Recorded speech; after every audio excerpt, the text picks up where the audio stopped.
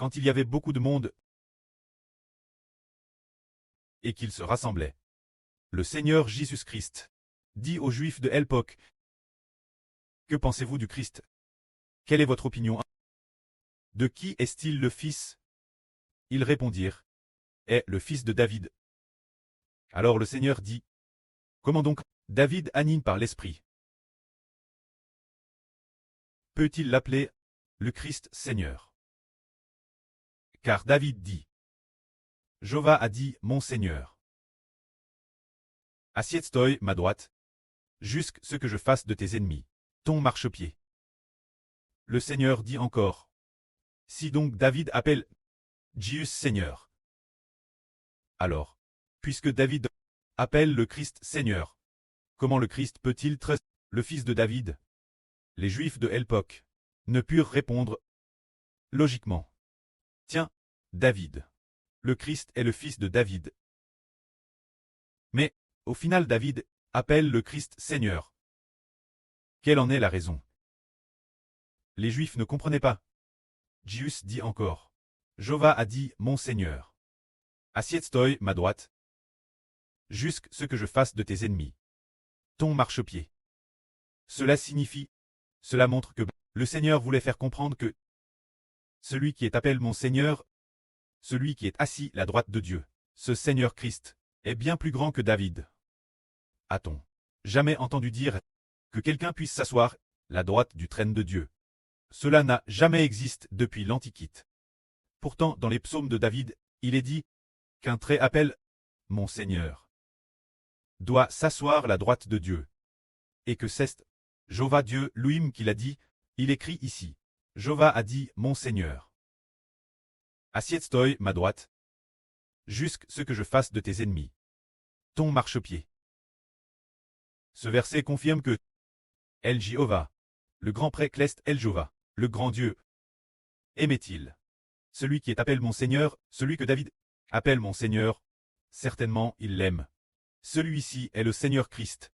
Alors, le fait que le Seigneur Christ puisse s'asseoir à la droite de Dieu signifie que tous ceux qui viennent s'approcher du Seigneur et accueillir le nom du Seigneur recevront certainement des bénédictions en abondance, aujourd'hui encore. Jusqu'à ce jour, l'ensemble du monde cher tient et reste perplexe. Frère Hébert, par hasard, auparavant, peut-être au début de cette année, ou un autre moment, a vu une courte vidéo. Il semblait que c'était dans le nord de la Chine, probablement dans le Liaoning, là, ou dans un endroit du Jilin. Il était aussi certain.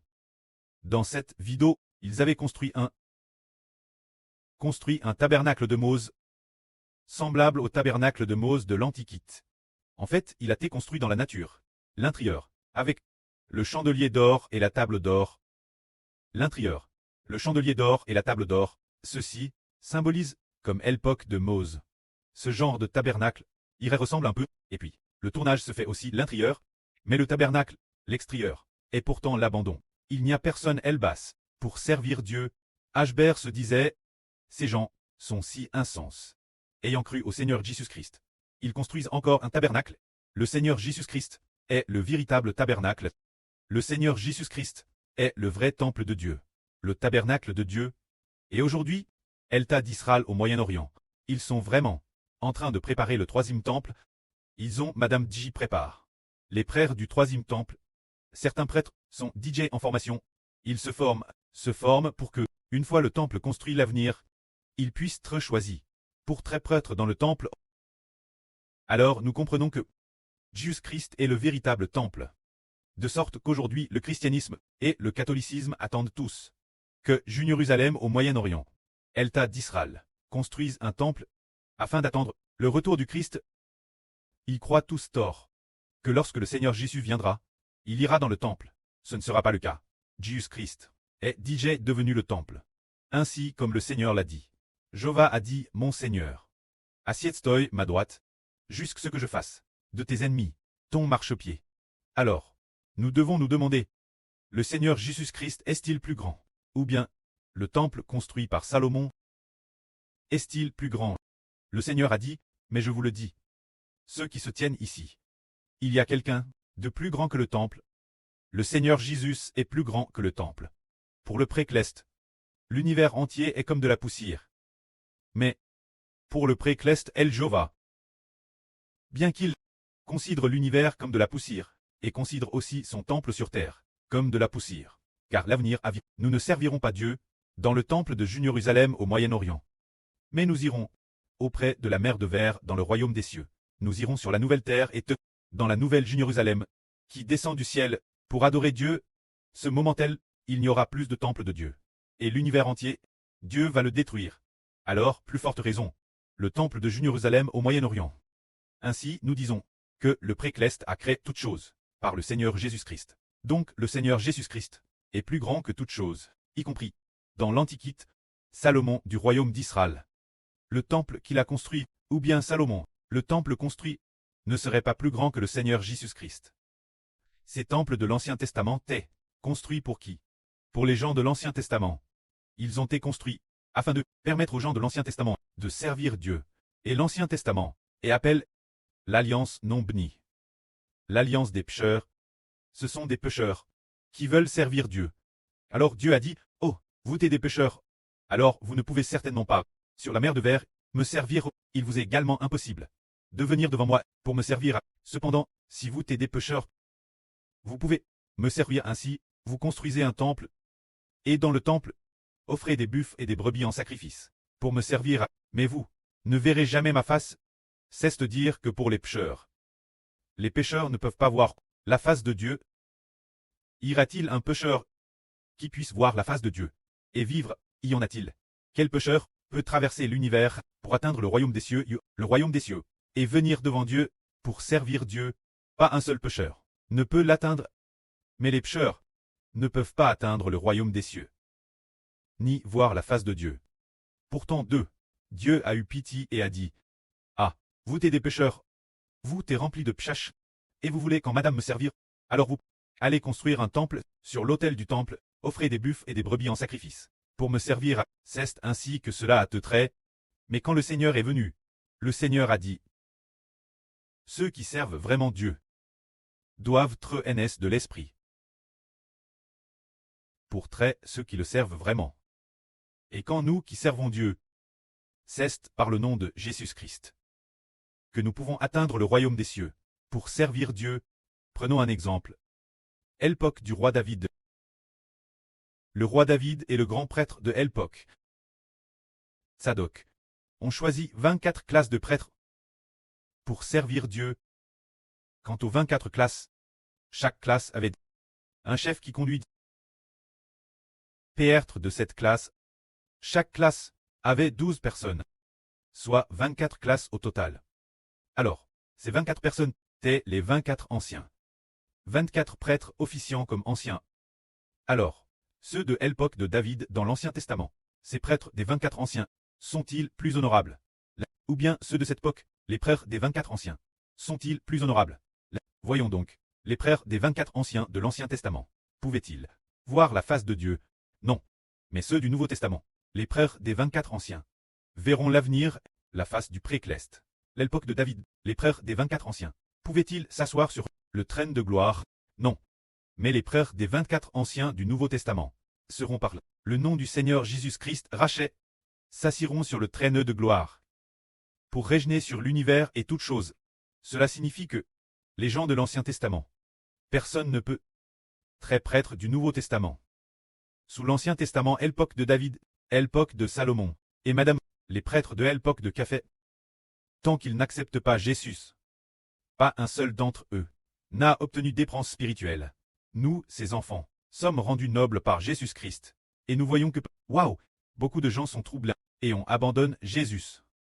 Si l'on dit que quelqu'un veut bâtir un temple, bâtir un véritable temple comme celui de Salomon, et veut dans ce temple offrir des buffles et des moutons en sacrifice. Alors le frère Ashbreu dit que cette personne prend le Seigneur Jésus-Christ pour ennemi. Mais le temple que nous bâtissons, c'est d'offrir la louange en sacrifice. Au nom du Seigneur Jésus-Christ, la louange en sacrifice. Ce que nous bâtissons, ce temple, a pour temple le nom de Jésus-Christ. Afin que Dieu soit glorifié. En se réconciliant par Jésus-Christ en se glorifiant en Jésus-Christ, en considérant le Seigneur Jésus-Christ comme le Trésor suprême. Ainsi, cela est conforme à la volonté du Seigneur, conforme à la volonté du précleste. Mais si l'on bâtit un temple physique, c'est offenser le Seigneur, et aussi offenser le précleste. Car le précleste a DJ aboli l'alliance avec la nation d'Israël au Moyen-Orient. Le temple appartient à l'Ancien Testament. Maintenant, sous le Nouveau Testament, il n'y a plus de temple. Le Nouveau Testament cesse le nom de Jésus-Christ. Qui est notre temple? Par le nom de Jésus-Christ, nous pouvons atteindre le royaume des cieux. S'il s'agissait du temple de l'Ancien Testament, personne ne pourrait atteindre le royaume des cieux. Ainsi, nous sommes si bénissent. Frères et sœurs, voyez-vous cela? Si vraiment, Dieu exigeait des hommes qu'ils bâtissent réellement le temple de l'Ancien Testament, alors, il n'y aurait pas besoin de Jésus-Christ comme temple.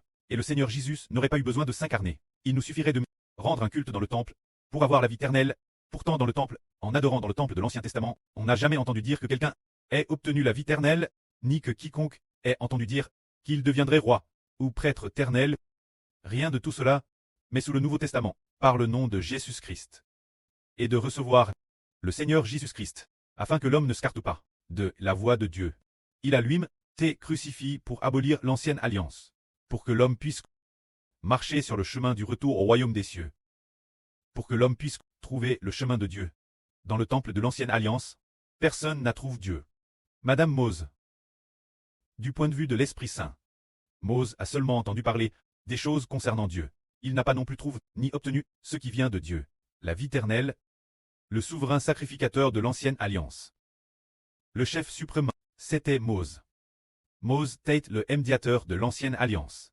Le médiateur de l'alliance, le plus grand qu'il ait fait, a seulement été d'atteindre la vision du dos de Dieu. Son visage rayonnant, mais plus tard la lumière sur son visage, s'est également vanouie. Alors, sa durée de vie n'était que de 120 ans. Alors, l'ancienne alliance n'a pas obtenu quoi que ce soit. Mais nous, ses enfants, comme le dit le Seigneur, le souverain sacrificateur de la nouvelle alliance, appelle le souverain sacrificateur Christ, doit s'asseoir à la droite de Dieu. Alors tous ceux qui s'appuient sur le Seigneur Jésus-Christ, combien ils sont bénissent. L'ancienne alliance. Servir sous l'ancienne alliance pour devenir le souverain sacrificateur chef de l'ancienne alliance. N'a, madame, pas vu le visage de Dieu. Ne l'a jamais vu. N'a pas non plus entendu la voix de Dieu. N'a pas reçu les enseignements de Dieu. N'a pas non plus reçu l'Esprit de Dieu. Ainsi, l'ancienne alliance a été abolie. L'ancienne alliance tant abolie, nous obtenons le Seigneur Jésus pour la nouvelle alliance. Et c'est dans la nouvelle alliance que nous recevons le Seigneur Jésus-Christ comme notre trésor suprême, que nous recevons le nom du Seigneur Jésus-Christ. Pour la nouvelle alliance, afin que nous puissions nous approcher de Dieu. Et par le nom du Seigneur Jésus-Christ, devenir noble. Mais ce moment-là, le Seigneur a dit. Pourquoi David dit-il? Mon Seigneur, assieds-toi. La droite de Dieu, David, appelle le Christ son Seigneur. Alors de qui le Christ est-il? Le Fils, ce qui implique que recevoir le Christ surpasse de loin toute chose. C'est pour que nous recevions le Seigneur Jésus.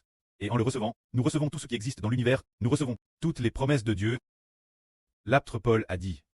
Les promesses de Jéhovah notre précleste, quel que soit leur nombre, sont toutes en Christ là. Par conséquent, les promesses que notre précleste nous a données, nous les recevons toutes grâce au Christ. Nous déclarons au nom du Seigneur Jésus-Christ. Et nous recevons tout ce que Dieu a promis. Que la gloire soit auprès et au Seigneur. Amen.